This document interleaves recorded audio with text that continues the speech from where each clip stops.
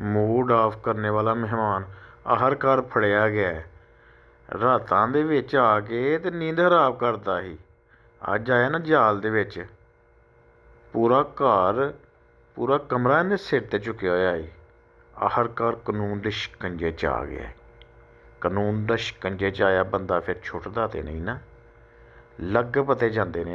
Tension ਖਤਮ ਹੋਈ ਹੈ। ਇੱਕ ਤਾਂ ਟੈਨਸ਼ਨ ਮੁੱਕੀ ਹੈ। ਜਿੱਤ ਗਏ ਹੋ ਮੈਚ।